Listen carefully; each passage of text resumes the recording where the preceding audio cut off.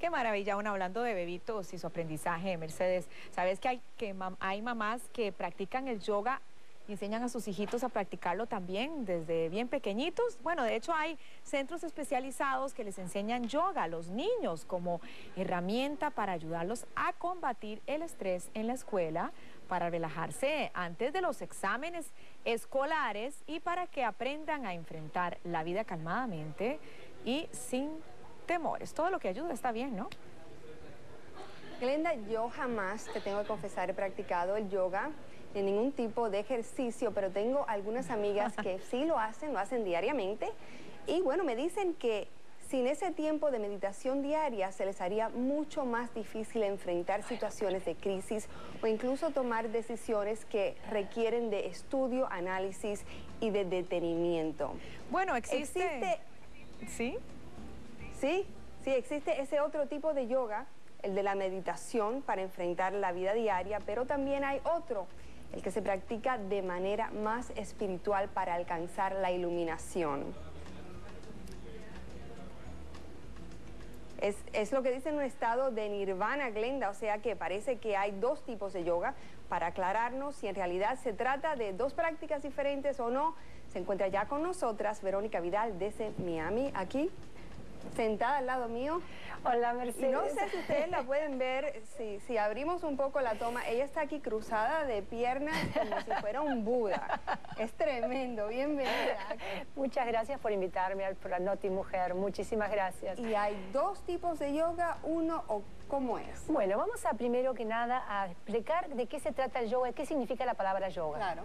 La palabra yoga significa unión, del sánscrito.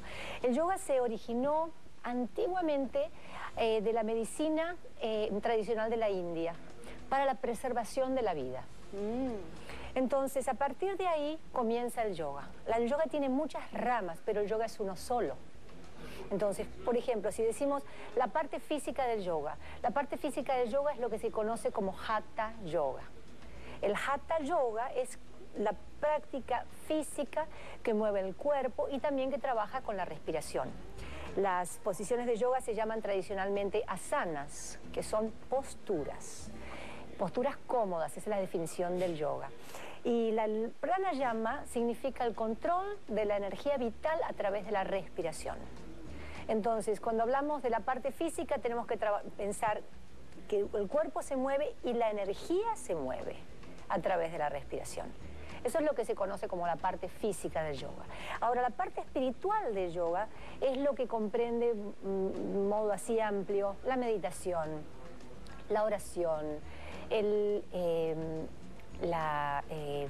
silencio, Verónica. la contemplación. Sí. Verónica, y cuéntame una cosa también, porque es muy importante y conforme se avanza en la edad, la flexibilidad, y por lo que he visto, porque al igual que Mercedes yo no practico yoga, pero cuéntanos también, ¿esto sirve para rebajar de peso? Gracias por preguntar eso, Glenda. En realidad, la práctica regular del yoga otorga una gran flexibilidad, también como fortalece y tonifica toda la musculatura. El yoga se reconoce por la gran habilidad de resistir las enfermedades y el envejecimiento. ¿Y quién debe practicarlo? Porque hay personas que tienen achaques, que tienen dolores, artritis, quizás no pueden participar o sí. Todo el mundo puede participar. Yo tengo alumnos desde inválidos, trabajo con pacientes terminales, así como trabajo con atletas, con embarazadas, con la mujer de hoy, con hombres ejecutivos. Todo el mundo puede practicar yoga, porque el yoga se adapta a uno no se tiene que adaptar al yoga. Pero estas posturas como la suya, por ejemplo, este cuerpo así recto y las piernas cruzadas, es algo difícil de mantener por mucho tiempo. Sí, para el principiante. Con la práctica regular, y eso es lo que quería mencionar cuando hablábamos de las dos diferencias. El yoga es uno solo.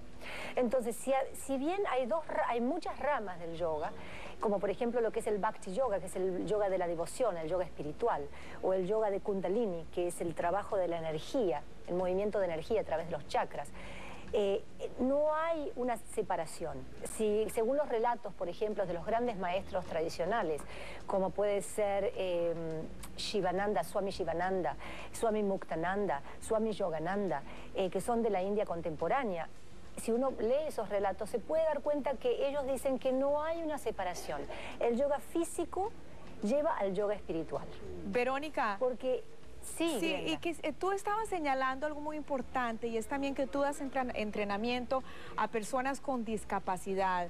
En ese sentido, ¿cuál es el consejo para estas personas? ¿Cómo pueden conseguir ayuda? Y también, ¿cómo pueden saber que están en un lugar que lo hacen bien, que es correcto, que realmente tienen la experiencia necesaria?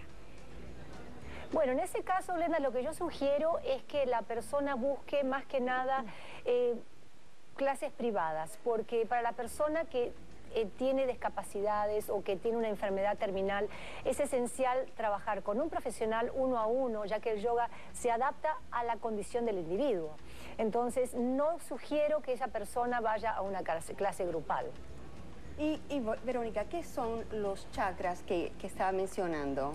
Los chakras son lo que significa centro de energía. Es donde nosotros tenemos, según las escrituras, tenemos 350.000 cables que van desde la planta del pie por toda la cabeza, como si fuéramos con un conducto eléctrico por donde corre la energía. Como unos hilos etéreos. Exactamente, como si fuera exactamente, Mercedes. Y a la vez, los chakras son, y esos se llaman los nadis, esos cables, y los chakras son donde se concentra la energía. Entonces la energía puede estar bloqueada, puede estar sobreestimulada, puede estar poco estimulada, y el trabajo de energía hace de que esa energía se libere y se armonice en todos los aspectos de la personalidad. Pero no se ve esa energía. No se ve. ¿Sabe si está bloqueado o sobreestimulada? Las características físicas lo demuestran. Por ejemplo, si somos una persona que habla todo el tiempo, o una persona extremadamente tímida, que me cuesta decir, me cuesta comunicar, entonces nosotros sabemos que hay un desbalance en el chakra de Vishuddhi. Bueno, nos encanta el tema, queremos seguir hablando del tema, pero se nos acaba el tiempo. Sí. La vamos a invitar, claro, Verónica, para que regrese. Sí. Muchísimas gracias. Muchísimas gracias, Mercedes, por invitarme. Muchas gracias, Glenda. Gracias. Y una muy feliz Navidad, felices fiestas para todo el mundo. Muchas gracias, Verónica. Al regresar vamos a hablar...